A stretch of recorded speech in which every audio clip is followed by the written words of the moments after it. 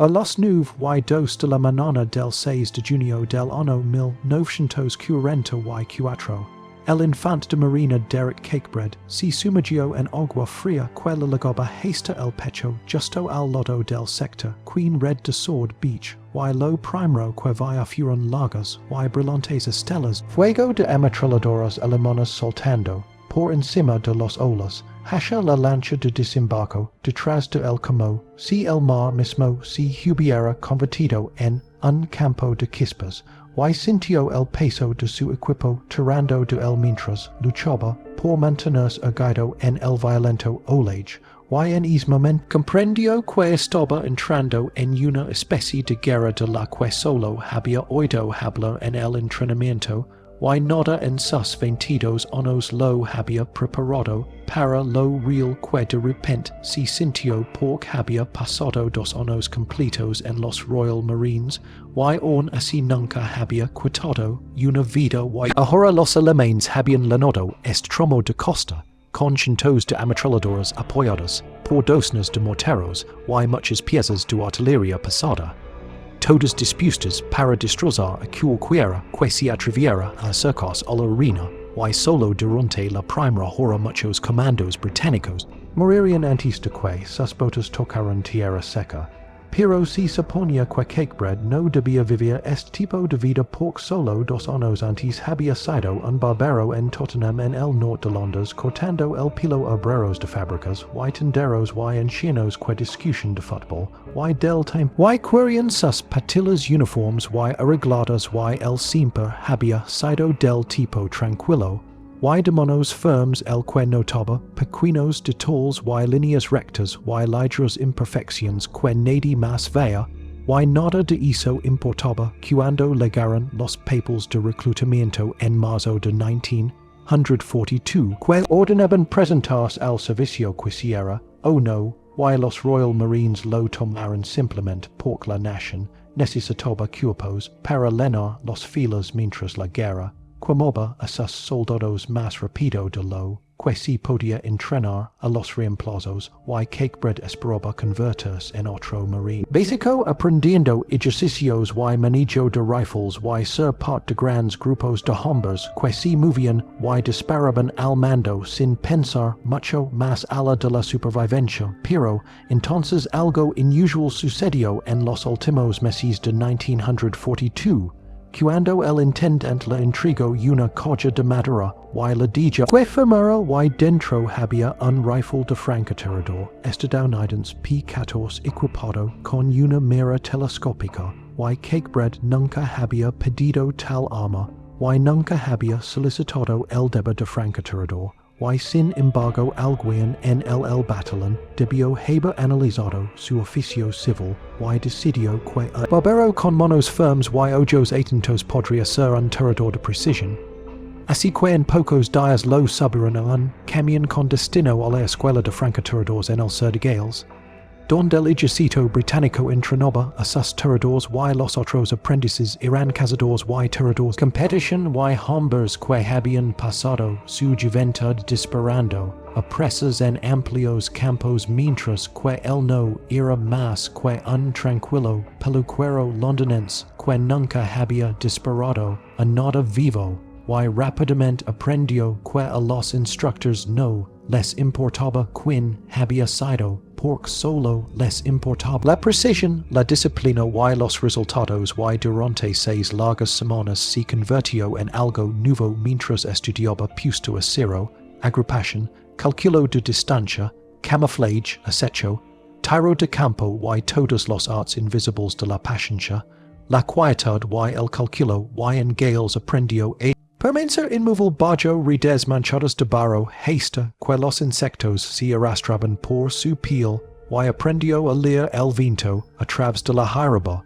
y los árboles y aprendió a respirar tan lentamente que su pulso estabilizaba el rifle en lugar de sacudirlo y descubrió que años detrás de una silueta de barbero en realidad lo habían preparado para esta extraña profesión porque él ya sabía como permanecer quieto durante horas, como observar pequeños movimientos, como comer y como trabajar con cuidadosa precision y al final del curso era uno de los mejores tiradores de su clase, aunque también entendía que dar en el blanco en un tranquilo Val Gales no significaba nada comparado con enfrentarse a enemigos reales que se escondían.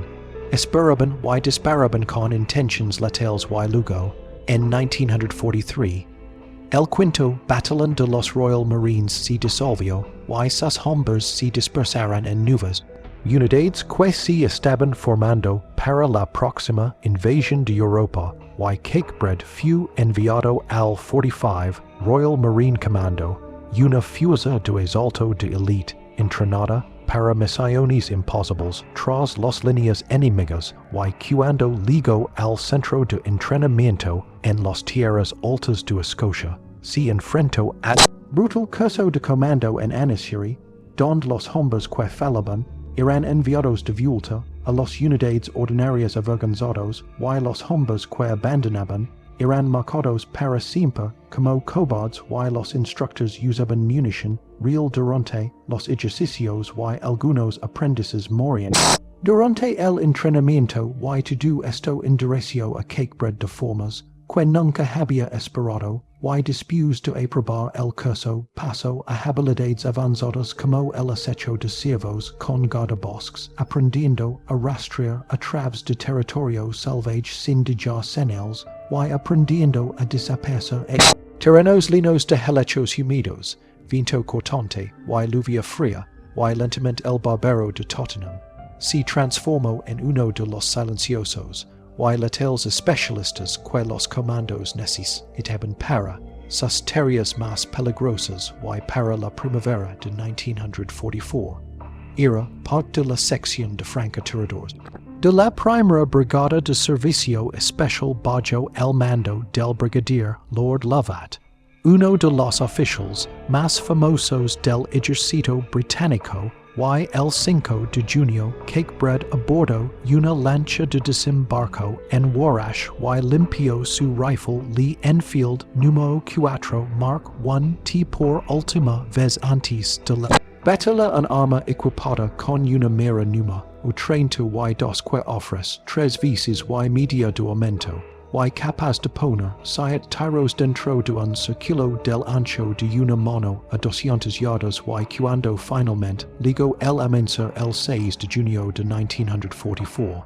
La invasión que daría forma al destino del mundo comenzó y en algún lugar escondido a lo largo de la costa, los francotiradores alemanes estaban esperando a hombres como el cuando la lancha de desembarco chocó contra un banco de arena. A los 9 y 8 y la rampa KOY se metió en el agua con su rifle levantado sobre su cabeza, con la esperanza de llegar vivo a la orilla. Alrededor de Cakebread, los hombres del comando 45 se abrieron paso a través del agua helada hacia la playa mientras las explosiones convirtieron la costa en una neblina de humo, barro y acero destrozado. Y el sonido de los ametralladoras cortaba el air con una agudeza que ahogaba con orden gritada y sword beach nunca estuvo destinada a ser tan mortal porque el bombardeo naval había golpeado los puntos fuertes alemanes desde los 5 y media de esa mañana y los cohetes habían pasado por encima por cientos y los bombarderos habían lanzado miles de toneladas de explosivos sobre fortificaciones que los oficiales de inteligencia afirmaron que estarían aplastadas o casi en silencio para cuando los comandos desembarcaron.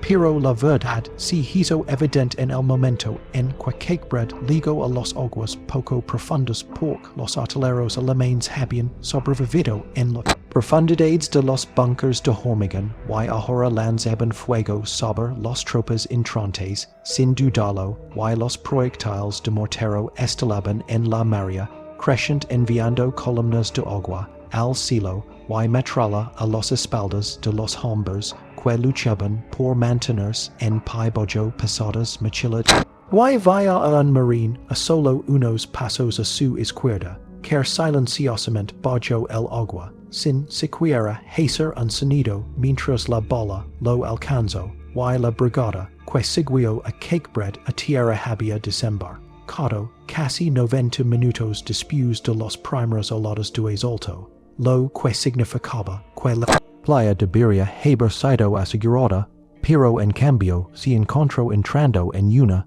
escena de destrucción, donde vehículos en lomas cubrían la arena, y alambres de púas enredados atrapaban a los heridos y el ruido rugia tan fuerte que parecía sacudir el interior de su cráneo, y los tanques Sherman yashieron. Averiados donde los minas habían arrancado sus orgas mientras los médicos arrastraban a los hombres sangrantes hacia fragmentos de melcan o metal volcado que ofrecen el más mínimo indicio de cobertura y cakebread se recordó a sí mismo que su tarea no era luchar aquí, sino sobrevivir a este pesadilla y avanza tierra adentro para unirse a la sexta división era transportada que tenía los puentes sobre el río Orne y el canal de Cannes porque esos cruces eran la clave de todo el lado oriental de la invasión y si los alemanes los recuperaban, los aliados podrían ser obligados a retroceder. El mar y todo lo ganado en este día se derrumbaría, y los comandos se reunieron cerca del Melcan antes de avanzar hacia el este hacia un lugar llamado William, y el brigadier Lord Lovat avanzó a grandes zancadas. Cabeza de la columna mientras su gaitero Bill Millen tocaba la gaita con Valencia mientras los balas resonaban en lo alto, un sonido tan de se, fiant que trajo una extraña como a los hombres al bord del pánico, y los tropas siguieron la música inquietante a través de cals rotas líneas de escombros, vidrios rotos, polvo, humo y los cuerpos de soldados que habían quedado solo unos momentos antes y cakebread se movió con una tropa que levaba su rifle cruzado en la espalda, porque la lucha aquí era demasiado cercana para el trabajo de francotirador, y los soldados alemanes se lanzaron través de puertas o ventanas disparando ráfagas de sus ametralladoras y luego desaparecieron, do antes de que alguien pudiera responder con precisión y la brigada ligó a los puentes en un pueblo llamado Benuville a primera hora de la tarde, donde las tropas eran transportadas habían tomado ambos cruces durante una hora, as ataque con planadores la noche anterior, y los habían mantenido bajo feroces contraataques durante casi medio día, y cuando Lord Lovat ligó, se disculpó de una manera famosamente tranquila por llegar 2 minutos y medio tarde, aunque no había tiempo para descansar porque las fuerzas alemanas estaban presionando con fuerza desde el este y tenían la intención de aplastar la cabeza de puente aliada antes de que llegaran los refuerzos y los comandos cruzaron el río Orne y llegaron hacia el norte hacia Franceville Plage, que era su objetivo asignado, pero nunca lo alcanzaron. Porque aproximadamente a las 3 de la tarde llegaron nuevas órdenes del cuartel general de la brigada indicando que la resistencia era demasiado fuerte alrededor de Amfreville y la plain y que los comandos debían atrincherarse para mantener el terreno elevado en lugar de avanzar más lejos y cakebread y su unidad estable eran posiciones alrededor del Chateau d'Amfreville, una mansión de piedra que dominaba largas extensiones de tierras de cultivo y campos de setos y huertos y desde este terreno podían ver el pueblo de Breville al este, todavía firmemente sostenido por las tropas alemanas y al ser el noveno batallón de paracaidistas se aferraba al chateau. Saint cum con menos de 200 hombres exhaustos y los británicos habían creído lo que llamaron la cabeza de puente de Orne,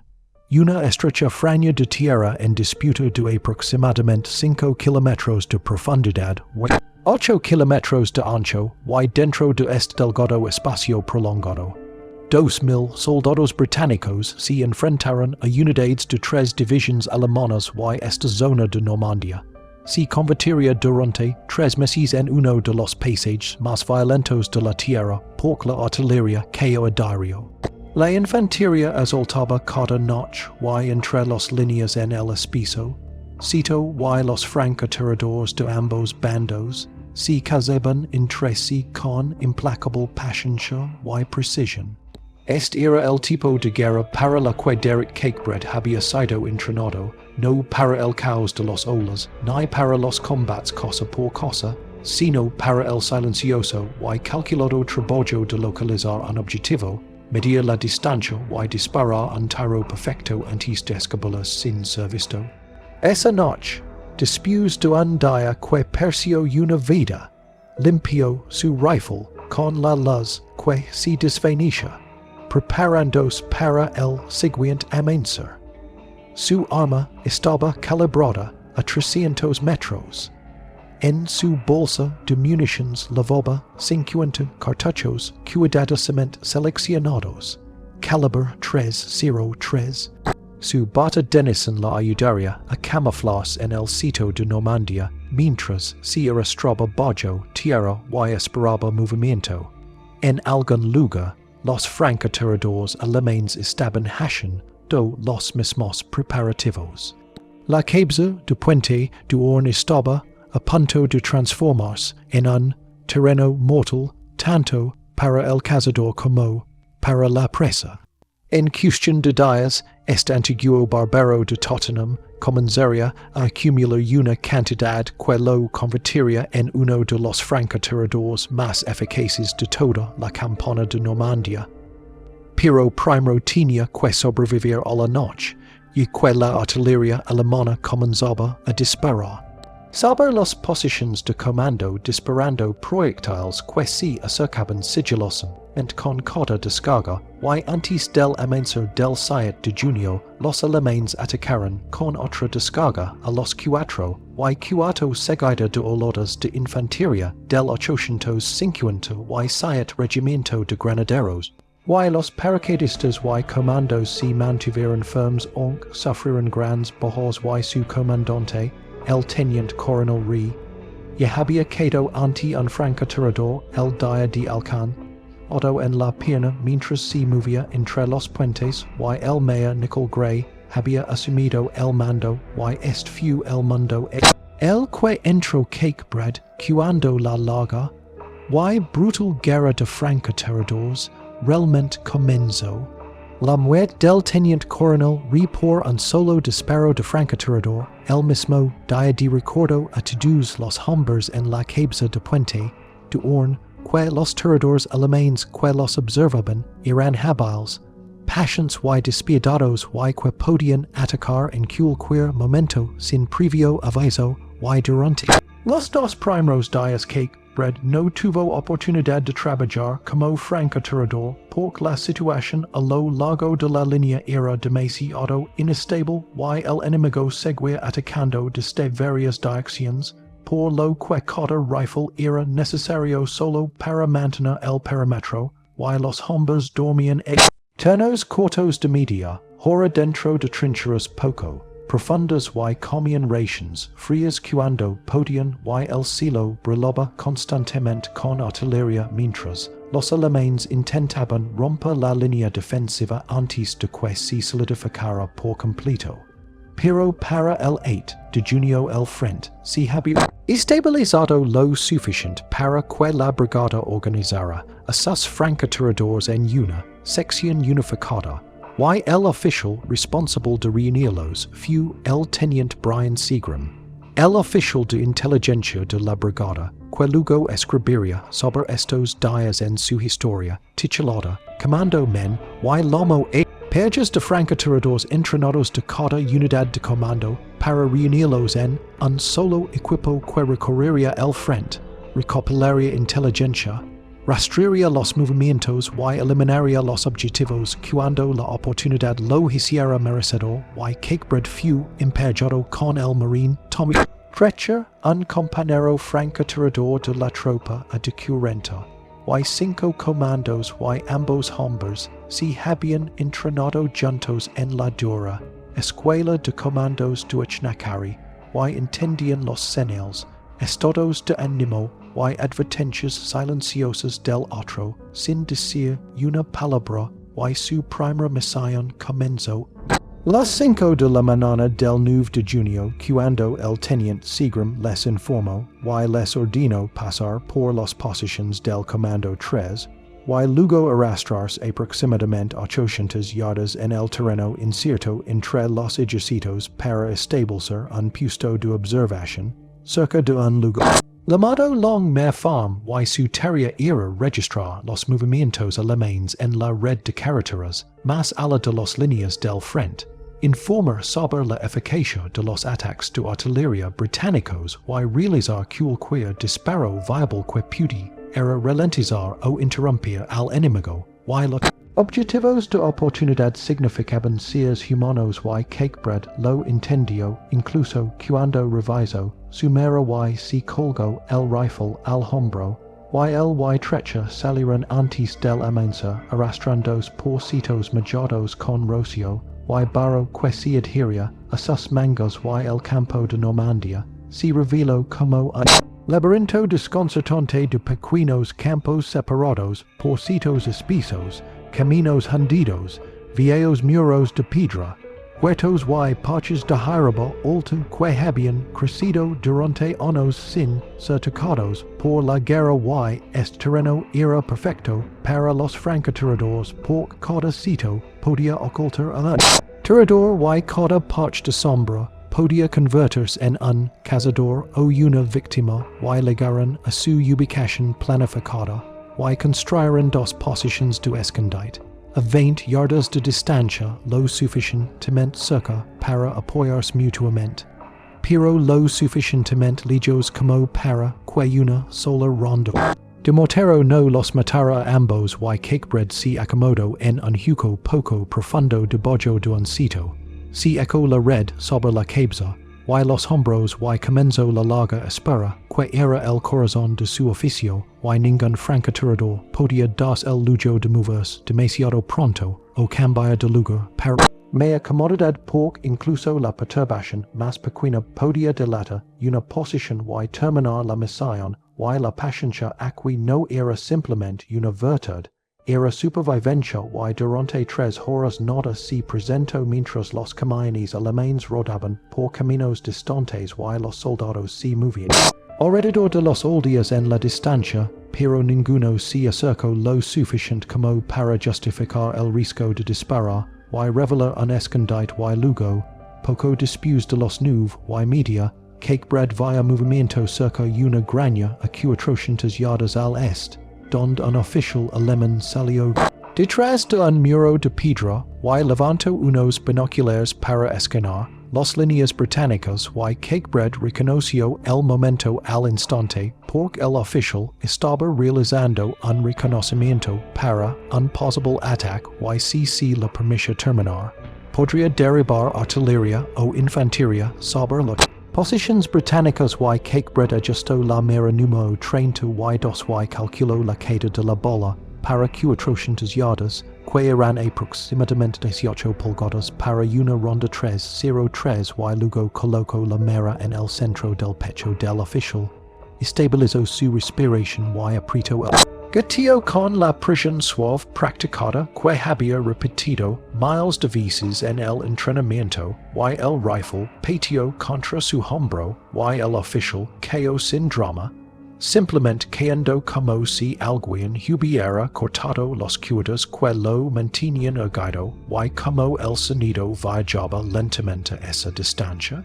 La bola impactó mucho antes de que alguien cercano escuchara el disparo, y Cakebread ya estaba arrastrándose hacia atrás a través del sitio sabiendo que los alemanes buscarían la fuente y probablemente cubrirían el área sospechosa con fuego de mortero, y le indicó el asesinato a trecha. Luego se movió hacia su escondite secundario y esperó a que el peligro se desvaneciera y esto fue el primer Cakebread alemán asesinado en Normandía y marcó el comienzo de un patrón letal que se repetiría una y otra vez en las semanas siguientes y cada mañana antes del amanecer Cakebread y trecha se deslizaban por las líneas avanzadas, Adas lavando solo sus rifles, munitions, agua y una sola comida pork cualquier cosa más pesada podría retrasarlos en momentos en que la velocidad significaba la diferencia entre la vida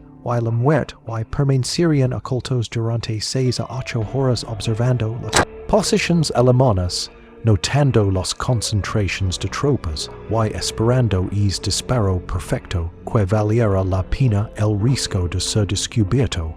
y a medida que se acercaba la oscuridad, siempre se retiraban a las líneas británicas porque los alemanes eran dueños de la noche en esos primeros días y sus patrullas se movían con habilidad mortal a través de la oscuridad e incluso los comandos mejor entrenados evitaban moverse después del anochecer y la sección de francotiradores entendía estos ritmos y sobrevivía siguiéndolos y en pocos días Cakebread se encontró acomodándose en la extraña coma del papel de francotirador donde el mundo se reduce a latidos de respiración.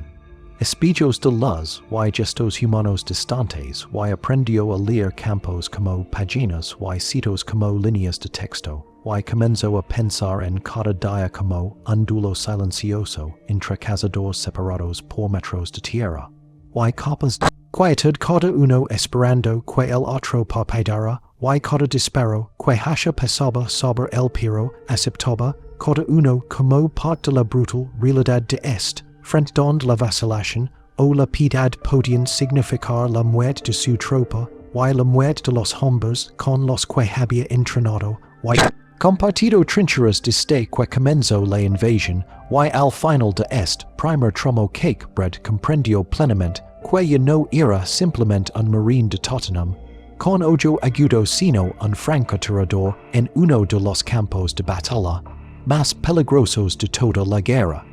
La cabeza de Puente de Horn se instaló en una quiet, sombria cuando ambos ejércitos se dieron cuenta de que ninguno tenía la fuerza para abrirse paso y así la guerra a lo largo de esta estrecha franja de tierra se convirtió en un intercambio lento y brutal de fuego de mortero de artillería. Duelos de francotiradores que duraron día tras día y noche tras noche y Cakebread aprendió la tierra como si fuera un mapa grabado en su mente conocen. Do cada zaña, cada hueco en los sitios, cada granero quemado que ofrece una rendija de sombra lo suficientemente profunda como para ocultar el canon de un rifle y memorizó que grañas usaban los alemanes como puestos de mando. Que caminos de tierra levaban sus caminos de rebastecimiento y que parches de terreno abierto intentaban cruzar cuando cambiaban tropas entre posiciones y también aprendió donde cazaban sus francotiradores por muchos de ellos eran veteranos del frente oriental donde la guerra entre tiradores alemanes y soviéticos había creado algunos de los tiradores más letales vivos y estos hombres se movían con paciencia y frío calculo usando camouflage que se mezclaba a la perfección con el suelo y dispararon solo una vez antes de desaparecer en un nuevo escondite y su experiencia era más profunda que cualquier cosa aprendida en el entrenamiento y el once de junio Cakebread estuvo a centímetros de la muerte cuando estaba observando un cruce de caminos cerca de Breville y un repentino latigazo de air le cortó la orilla cuando una bala impactó en el sitio detrás de él y no había visto el fogonazo ni el destello del cristal ni la forma de un rifle,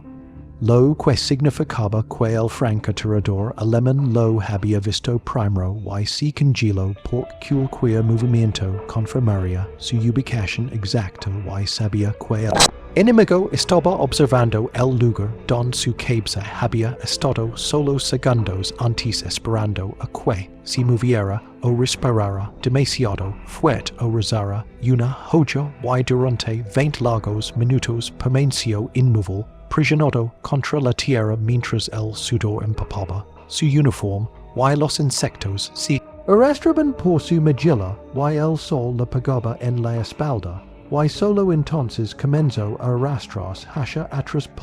a pulgada manteniendo el sitio entre él y el enemigo invisible y la tomo 2 horas completas retiras 300 metros hasta donde trecha esperaba con la tensión escrita en rostro y cuando Cakebread finalmente lo alcanzó estaba temblando por el casi accidente y la experiencia lo endureció de una manera que ningún instructor podría jamás y desde es día seleccionó a sus escond con más cuidado eligiendo posiciones que permitieran múltiples salidas y menos líneas. Vision que un francotirador enemigo pudiera explotar y nunca se cuidó en un lugar por mucho tiempo cambiando de escondite cada hora o cuando el instinto susroba una advertencia y entendió que el hombre que casi lo había matado era tan hábil y concentrado como él y eso significaba que el duelo entre ellos continuaría mientras ambos sobrevivieron y para mediados de junio Cakebread había alcanzado los 2 dígitos en muertes confirmadas. Aunque cada muerte se produjo silenciosamente sin gloria y rara vez con testigos porque siempre disparaba un solo tiro y luego se escondía de nuevo cubierto antes de que los alemanes pudieran reaccionar y sus disparos encontraron ametralladores ajustando los cinturones, morteros que se quedaron de más, yado tiempo con un proyectil en la mano, y officials inclinados sobre mapas o gritando órdenes y Lord Love. At noto estos resultados porque el brigadier se aseguró de aprender que de sus hombres dio forma a la batalla desde los sombras y los informes del teniente Seagram mencionaban regularmente a Cakebread y en sus memorias posteriores tituladas March past Love. At escribió sobre el peso psicológico que los francotiradores británicos colocaron en la moral alemana en el sector de Breville, describe como los oficiales enemigos evitaban el terreno abierto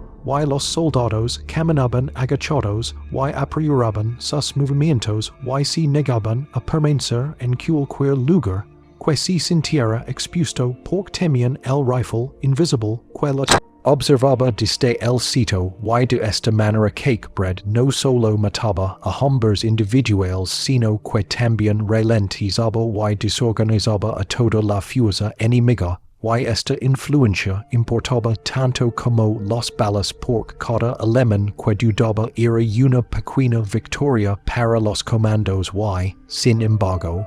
los alemanes se adaptaron a la amenaza y trajeron más de sus francotiradores experimentados para batirse en duelo con los tiradores británicos y aumentaron el fuego de mortero. Sobre presuntos nidos de francotiradores y establecieron puestos de vigilancia destinados únicamente a vigilar destellos, movimientos que pudieran revelar el escondite de un rifle, y el 13 de junio el 857 Regimiento de Granaderos lanzó un ataque importante y la mañana comenzó con el bombardeo de artillería más pesado que Cakebread había enfrentado desde el día de con proyectiles destrozando la tierra durante 90 minutos. Implacables conversión de los campos alrededor de Amphreville en un páramo de cráteres, árboles rotos y humo a la deriva, y cuando el bombardeo finalmente se levantó, los alemanes la infantería avanzó a través de la neblina en grandes cantidades creyendo que los defensores habían sido aplastados, pero los comandos habían resistido dentro de sus trincheras y cuando los alemanes emergieron a través del polvo, se encontraron con una pared de fuego de fusiles y ametralladores Bren y Cakebread no tuvo oportunidad de trabajar como francotirador en este caos y, en cambio, disparó tan rápido como pudo, dejando caer el cerrojo cargador tras cargador en la tierra mientras gritos y explosiones sacudían la tierra a su alrededor y cuando el ataque colapsó, el suelo frente a la línea británica estaba lleno de alemanes muertos y los sobrevivientes corrieron de regreso a Breville dejando a sus heridos llorando en los campos abiertos y esa noche Cakebread limpió su fusil con el tenue resplandor de una linterna cubierta y contó la munición que le quedaba, que se había reducido a 14 rondas de grado 303 y 40 rondas de bola estándar porque el convoy Ribastecimiento estaba retrasado y nadie sabía cuando llegarían más y más a la de la oscuridad. Los francotiradores alemanes se preparaban para el día siguiente y para la guerra invisible mortal, que continuó incluso cuando la batalla más amplia quedó en silencio y luego la brutal lucha por Breville comenzó la noche del 12 de junio, y todo en la región volvió a cambiar. La batalla por Breville comenzó la noche del 12 de junio, y el pueblo se alzaba como una doga apuntando al corazón de la cabeza de puente de un porc desde su terreno elevado. Los alemanes podían ver directamente las posiciones británicas y dirigir la artillería hacia los puentes de Bénouville. Las zonas de aterrizaje de planadores en Ranville, y las defensas dispersas alrededor de Amfreville, y mientras el enemigo mantuviera Breville nadie en la cabeza de puente, estaba a salvo y el mayor general Richard Gale, que comandaba la sexta división era transportada, conoce bien esta verdad, lo que reunió a todas las unidades que pudo prescindir para tomar el pueblo, sin importar el costo, y la fuerza de asalto incluía al 12. O batallón de paracaidistas, compañía de del 12. O regimiento de Devonshire, un escuadrón de tanks Sherman del 13º y 18º regimiento de Hussars. Reals y el apoyo de fuego de varios regimientos de artillería, que llenaban los campos detrás de ellos, y alrededor de los 10 de la noche. Los canones británicos abrieron con un rugido que sacudió el suelo donde Cakebread yasha junto a su rifle en las posiciones de comando observando destellos. Arañas en el horizonte mientras la tierra tembló como un trueno y luego la infantería avanzó a través de 400 yardas de terreno abierto caminando directamente hacia el fuego de ametralladoras alemanas y explosiones de mortero que estelaron en patrones gruesos a través de los campos. Los defensores habían sobrevivido al bomba, dentro de bunkers profundos y ahora disparaban con una desesperación que provenía de saber que tenían la ley de todo el flanco, y ambos lados sufrieron terriblemente mientras los paracaidistas y los Devonshires empujaban cuesta arriba sobre culpos y equipo en lomas y cuando la encrucijada en el centro de Breville finalmente cayó en manos de los británicos. El costo fue horrible por la compañía C del Duode. Simo batallón de paracaidistas se había reducido a solo 18 hombres que aún podían luchar y en el caos, el brigadier Lord Lovat fue herido por la metralla de un proyectil que explotó cerca de su punto de observación, y fue evacuado a Inglaterra al día siguiente dejando el mando de la primera brigada de servicios especiales al brigadier Derrick Mills Roberts, un veterano experimentado que había liderado al 6 comandos en tierra. El día de hoy los británicos reclamaron el pueblo. La lucha no terminó porque los alemanes los contraataques se sucedieron una y otra vez a través de los campos en ruinas y cada uno fue derrotado con cada vez menos reservas británicas y para cuando el enemigo finalmente abandonó sus intentos. La cabeza de puente de Orne había sobrevivido, pero un costo terrible porque la sexta división era transportada había perdido casi la mitad de su fuerza en las dos primeras semanas de la invasión y varios batallones apenas existen más allá de sus nombres en el papel y para Cakebread la queda. Breville cambió su trabajo por completo porque ahora que los británicos tenían la cresta, podían ver más profundamente en territorio alemán, y la sección de francotiradores ganó nuevas áreas para cazar, y nuevos caminos para vigilar, y el 15 de junio Cakebread y Trecha se movieron más al este de lo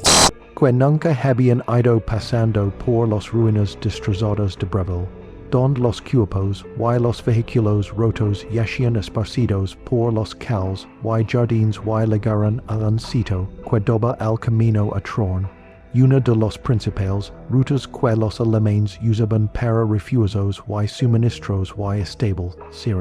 Su position antes de que el sol saliera por completo y esperaran con la paciencia de uno Pedro su oportunidad y a los 9:45 vieron un cubilwagen alemán acelerando por el camino levantando polvo pero Cakebread lo dejó pasar por un solo vehículo no valía la pena revelar un escondite que podría usarse para objetivos mucho más críticos y 20 minutos después avistaron un convoy apretado de 3 camiones llenos de infantería, escoltados por un vehículo blindado y los vehículos se movían demasiado rápido y demasiado juntos para el camino angosto y el conductor principal. Nunca espero que un francotirador estuviera observando desde 200 metros de distancia escondido en un sitio y Cakebread apuntó al conductor por matarlo a Algeria a todo el convoy al caos y apretó el gatillo disparo luego accionó el cerrojo suavemente y disparó de nuevo antes de que el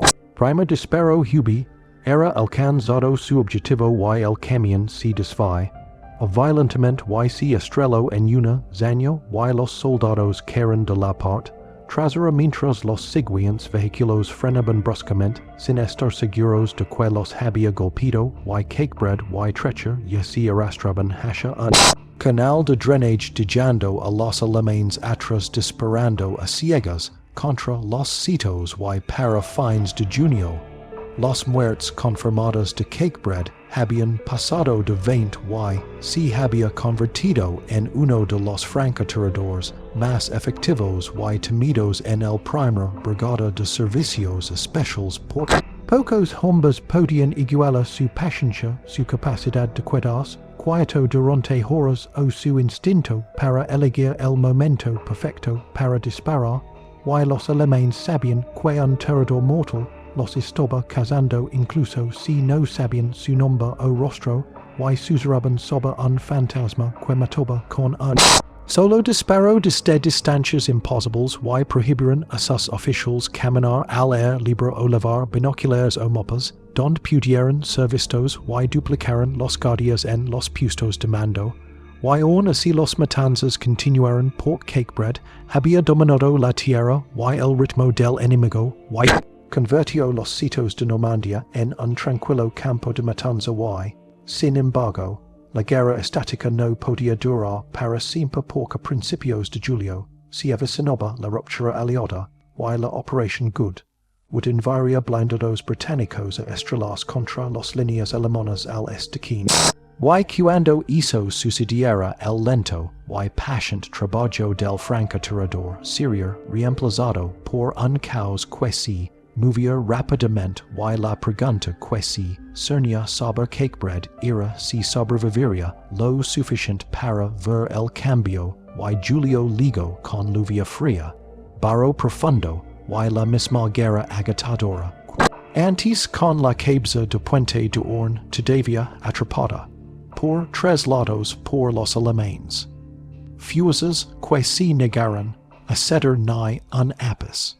Julio se desarrolló con cielos grises, fuertes lluvias y un lodo profundo que se tragaba los botes y ralentizaba cada movimiento en la cabeza de Puente de Orne, pero Cakebread continuó su rutina mortal con la misma disciplina que había demostrado desde el día de por la guerra de francotirador. Nunca se detenía y cada amanecer él y su nuevo compañero del día se movían antes de que la luz se fortaleciera, arrastrándose hacia el sitio y plantándose en la tierra, como parte del paisaje y observaban, esperaban y mataban solo cuando el momento exige precisión absoluta y luego se escabullían. Antes de que los ojos alemanes pudieran encontrarlos y las semanas de noches húmedas, trincheras poco profundas, raciones frías y peligro constante convertirán a los comandos en sombras demacradas de los hombres que habían cargado en la playa de Sword y Cakebread había perdido peso que no podía permitirse perder, por lo que su uniforme colgaba suelto alrededor de sus hombros y sus manos se volvieron ásperas y rígidas por la lluvia y el aceite de rifle. Pero su concentración seguía siendo tan aguda como siempre y la calma, la paciencia mortal, que había aprendido en Gales, y en Escocia lo mantenían firme, mientras a su alrededor la artillería sacudia el cielo, cada día, y el fuego de mortero destrozaba las noches, y el 3 de julio Cakebread avisto un francotirador alemán se instaló en un granero en ruinosa aproximadamente 500 metros de las líneas británicas.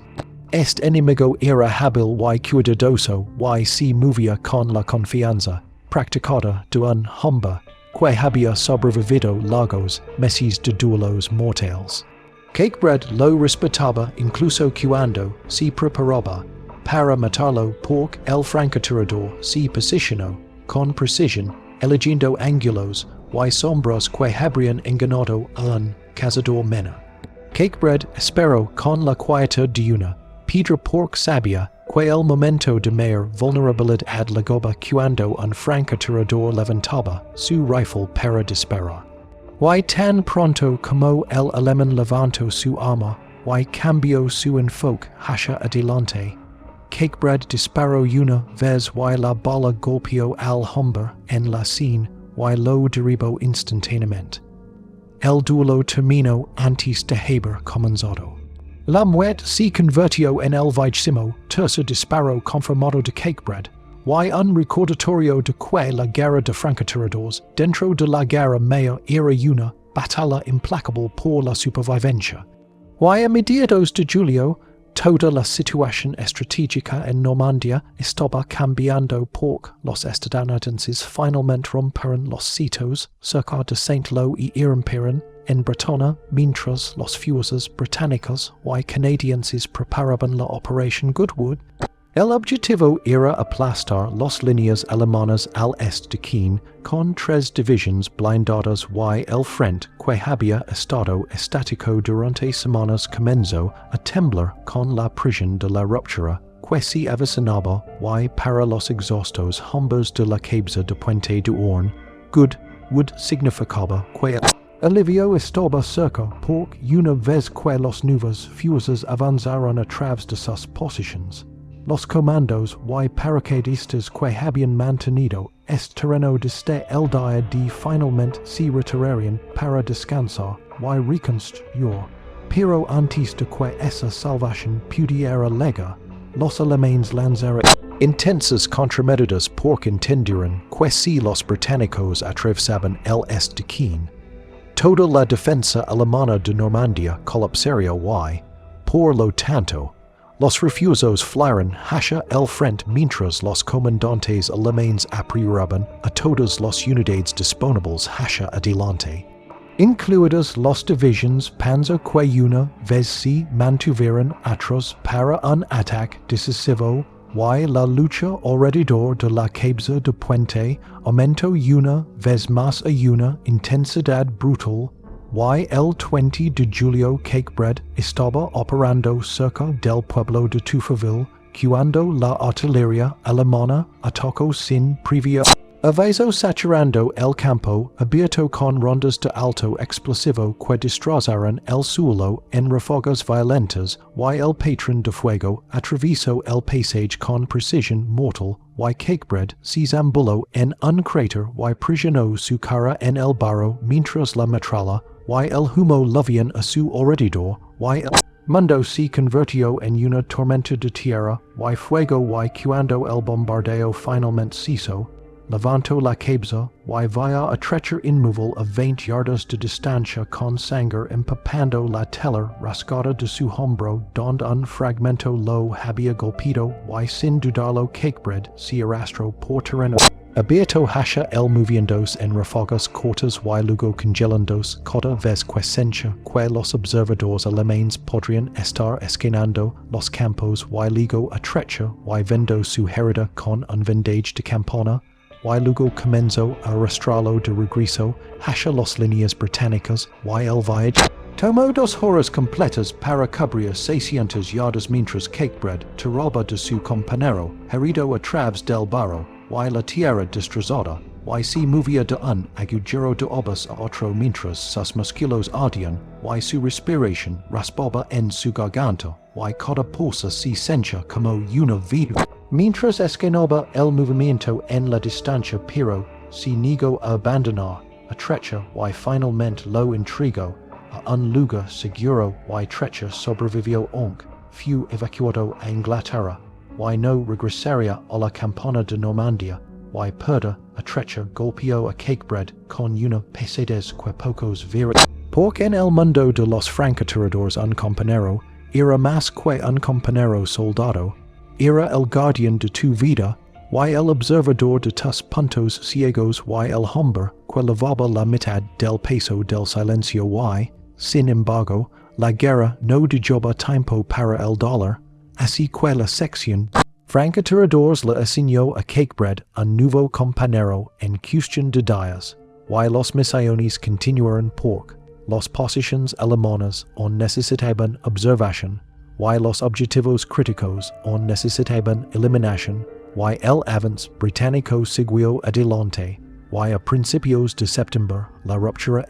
Travs de Francia estaba bien encaminado, y la primera brigada de servicios especiales finalmente fue retirada del campo el 7 de septiembre después de 90, y 3 días seguidos de combate, que se extendieron desde Sword Beach hasta la persecución a través del Sena, y su lista de bajos había crecido a más de 800 hombres, casi el 40% de su fuerza, y Cakebread abordó el transporte hacia Inglaterra con su rifle colgado en un hombro, y su mochila en la mano dejando atrás los sitios de Normandia, y los aldeas en ruinas y los campos silenciosos donde había perfeccionado la técnica mortal que nunca esperó poseer, y por delante había un breve periodo de descanso, reentrenamiento y el conocimiento de que la guerra aún no había terminado, y que pronto sería la modo nuevamente luchar.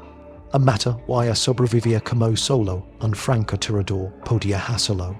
El barco de transport llegó a Southampton el 8 de septiembre del año 1944 y Cakebread pisó suelo inglés por primera vez en 3 largos meses levando equipo que perdió la mitad del peso que había tenido el día de porque mucho se había perdido, destrozado, abandonado en Normandia y lo que quedaba era simplemente su rifle, su munición y el conocimiento endurecido de un hombre que había sobrevivido a una de las campañas más brutales de la guerra, y los comandos fueron trasladados primero a Portrush para su procesamiento, luego a East Barracks, South Sea y finalmente a Bexhill a lo largo de la costa de Sussex, y el repentino regreso a cómodas calientes. Uniformes limpios y comas que realmente tenían colchones se sintió irreal después del interminable barro. Frío y terror de la cabeza de puente, y la primera noche Cakebread durmió 14 horas seguidas y se despertó confundido buscando automáticamente un rifle que no estaba a su lado y pronto llegaron reemplazos para reconstruir los filas destrozados por 45 comandos habían ido a Francia con alrededor de 450 hombres y menos de 300 habían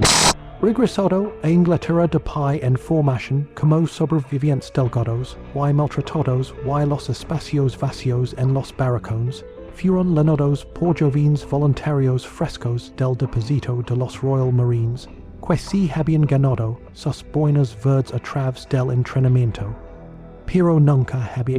escuchado un disparo con era y ahora miraban a hombres como Cakebread de manera diferente porque no era simplemente un marine, sino un veterano, alguien que había estado en el fuego desde el primer día de la invasión y vivió lo suficiente para regresar, y los nuevos reclutas le hacían preguntas sobre cómo se sentía la batalla real y esperaban historias llenas de gloria y emoción, pero se quedaban en silencio cuando sus respuestas describían el miedo, la espera y la interminable repetición de matar a hombres que no le habían hecho nada personalmente excepto a persa en la mira en el momento equivocado y explicó que el combate no era la carga heroica salvage que se muestra en los periódicos ni el tipo de caos dramático que imaginaban los civiles, sino una larga y implacable prueba de paciencia donde cada decisión tenía el peso de la vida y la muerte y no había odio en ella ni emoción, solo el deber, la supervivencia y la fría comprensión de que si no disparaba, alguien más moriría y las semanas pasaban lentamente mientras el entrenamiento se reanudaba con desembarcos en la playa, organizados en tranquilas costas inglesas y ejercicios de fusilería realizados en campos tiro seguros, pero los ejercicios se senchan vacíos para los hombres que ya habían luchado a través de los trincheras de Citos. Y tormentas de fuego de Normandia, y todos sabían que vendrían nuevas órdenes por la guerra todavía estaba furiosa en Europa, y Alemania aún no estaba cerca de rendirse, y en enero de 1945 llegaron esas órdenes indicando que la primera brigada de servicio especial ahora rebautizada como la primera brigada de comando se desplegaría en los Países Bajos, donde el avance aliado se había estancado en el pasaje, ano inundado cerca del río Mos y donde se necesitaban unidades de comando para luchar en un terreno demasiado difícil para la infantería regular y el 14 de enero Cakebread abordo otro transport en los mules de Tilbury para una travesía que duró 18 horas a través de mares invernales tormentosos que azotaron el barco y arribaron equipo suelto por sus cubiertas y una vez que llegaron al puerto de Ostend, los comandos se movieron tierra adentro a través de un mundo desolador de campos helados, pueblos destrozados y canales oscuros donde el viento cortaba los uniformes con una agudeza como un cuchillo y los Países Bajos en invierno eran un nuevo tipo de dificultad. Porque el suelo estaba congelado o ahogado en aguas heladas y los soldados tuvieron que luchar en horas abiertas donde la nieve convertía cada sombra en un faro para los tiradores enemigos y los alemanes que ocupaban estas posiciones habían pasado 5 años en guerra y luchaban ahora con la desesperación de hombres que entendían que lo estaban perdiendo todo pero se negaban a rendirse y Comando 45 se le asignaron operations alrededor de las ciudades de Mosbury y Broke, en donde el enemigo había construido fuertes líneas defensivas a lo largo de Montfortabic, un estrecho río que formaba una barrera natural para cualquier avance aliado y el 23 de enero. Cakebread se movió con una tropa mientras avanzaban por Station Road hacia Mosbury y el pasaje estaba silencioso excepto por el crujido de la nieve congelada bajo los pies.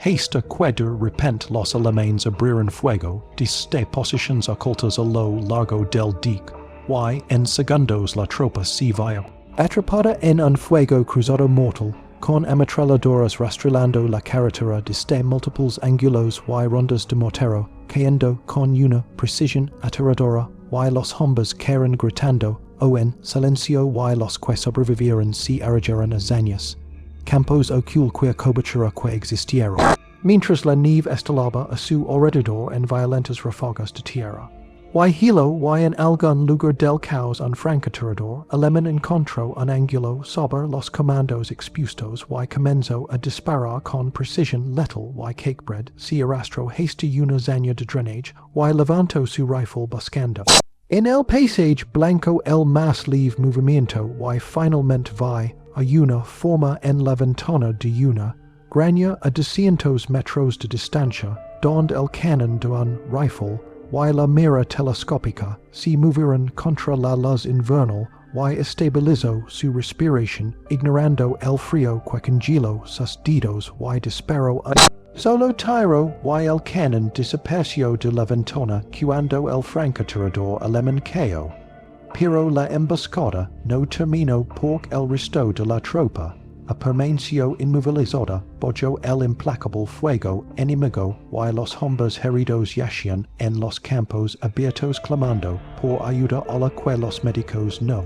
podían llegar y dentro de una granja cercana. El oficial del cuerpo médico del ejército real, el Dr. John Tulloch, observó el sufrimiento y tomó una decisión que fácil podría haber costado la vida cuando ordenó a los jeeps marcados con la cruz roja que se dirigieron a la zona exterminio para recuperar a las víctimas y los soldados contuvieron la respiración porque to do el rescate dependia de si los alemanes respetarian los reglas de la guerra, mientras el fuego de los ametralladoras, y los morteros secudian el suelo, y los jeeps avanzaban hacia los hombres atrapados en la nave.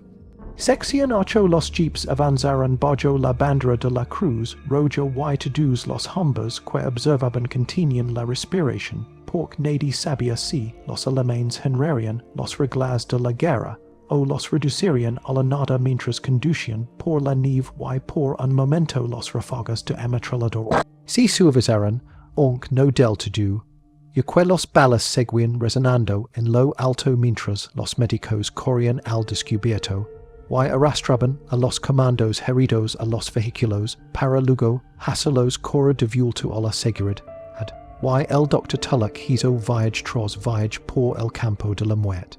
Cada carrera una apuesta al destino, y cada carrera una prueba del coraje necesario para caminar a sabiendas hacia el fuego, y al final del rescate la mayoría de los heridos fueron sacados de los campos helados, aunque una tropa había sido rota por la emboscada perdiendo hombres que habían sobrevivido al día de la cabeza de Puente de Horn, y la larga lucha por Breville solo para morir aquí en los países, bajos 8 meses después en la nave en lugar de arena, y Cakebread sobrevivió a la terrible experiencia, y continuó operando como francotirador durante ese amargo invierno, moviéndose a través de pantanos helados, pueblos en ruinas y estrechos canales donde cada sombra percha el cañón de un rifle, y cada ráfaga de viento se sentía como una advertencia, y la resistencia alemana se volvió más feroz a medida que los aliados se acercaban a las fronteras del Reich, porque muchos soldados luchaban ahora sin nada que perder, y la primera brigada de comando avanzó cruzando ríos, exaltando aldeas y despejando trincheras mientras los últimos meses de la guerra europea ardían hacia su fin, y para abril de 1945, la brigada ligó al río Weser y se dirigió al este hacia la costa báltica. Mientras divisiones alemanas enteras colapsaban o se rendían o se disolvían en focos dispersos de resistencia, y, sin embargo, incluso cuando la guerra se acercaba a su fin, todavía había defensores fanáticos que se negaban a ceder, y estas últimas batallas se libraron con la misma violencia, y mira que los primeros y Cakebread continuó su trabajo como lo había hecho desde Normandía, detectando disparos en movimiento y observando desde los bordes de los edificios en ruinas o las esquinas de los campos donde la vista de un casco o el destello del metal podrían ofrecer un objetivo final, y cuando la guerra en Europa terminó oficialmente el 8 de mayo de 1945, estaba en algún lugar del norte de Alemania, de pie en un pasaje de ciudades destruidas, y carreteras vacías tratando de comprender que los disparos habían cesado, y que el silencio que escuchaba no era la quietud antes de otro disparo, pero la quietud de la guerra finalmente terminando, y había estado en combate durante casi 11 meses desde la invasión de Normandía, a través de los sitios, los duelos de francotiradores, las emboscadas, el barro, la nieve y las noches interminables, y su junta conformada había superado los 30 soldados alemanes colocándolo entre los francotiradores británicos más efectivos de toda la campaña de Normandía. Y sin embargo no había medallas para alguien que trabajaba en las sombras, y el silencio porque los francotiradores no cargaban nidos de ametralladoras, ni ladraban exaltos heroicos, ni tomaban terreno de formas que los periódicos pudieran describir, y su éxito vivía en el espacio entre el latido del corazón y la respiración en el instante en que un solo disparo terminaba una vida antes de que el enemigo supiera que lo habían visto, y así Cakebread regresó a Inglaterra